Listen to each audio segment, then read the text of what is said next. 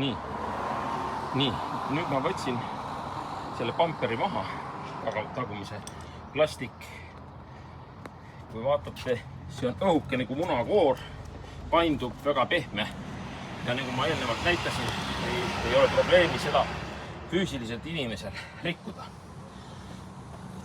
See on mudagi järgi ja kui vaatate neid nurkasid, ma näitan teiselt poolt, kui ma siia, ma ei tea, kui hästi see näha on, siia litsun, siis see on, kui siia jalaga lüüa, see oleks põmdi sees ja kui seda lööks auto, see oleks puhta purusid kõik.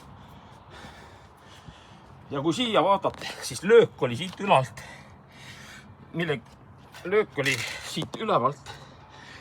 Löök ei tulnud siit diagonaalis, vaid oli siit ülalt alla. Ja ilmselt, kui täpselt, kuna nad ära võtsid selle reaalse olukorra, oligi löök kuskil siin kohas ja see plastik klõpsakas, mis siit ära murdunud, nad kaotasid selle ära, nende juures oli see peal, ei oma mingit tähtsust auto tehnilisel korras olekul. Ja kui vaatate siia, hoia palun kaamerat, natuke näita seda kohta, ma vajutan lihtsalt käega, kui sa vaatad, siis näed, on see näha, kuidas ta liigub, eks, isegi pöidlaga vajutades. Näe, vaata, siin on hästi näha, kuidas liigub see metall.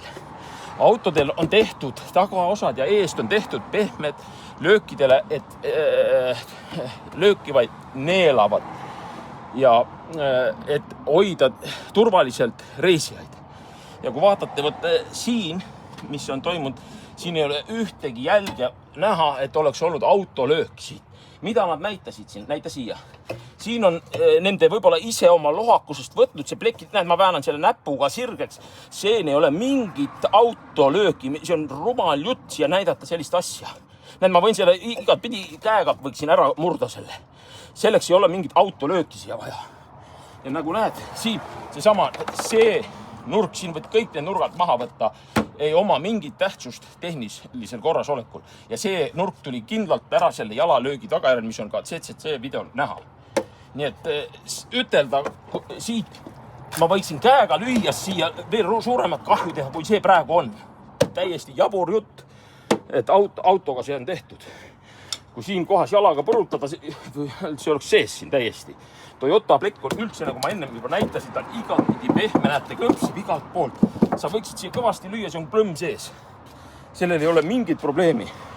Ma arvan, sellest on piisav, see rumal jutt, see ei ole inseneride jutt sellist jama ajada, et siin on autolöök olnud. Me võime selle kinni panna ja selle lolluse ära lõpetada. Pann kinni.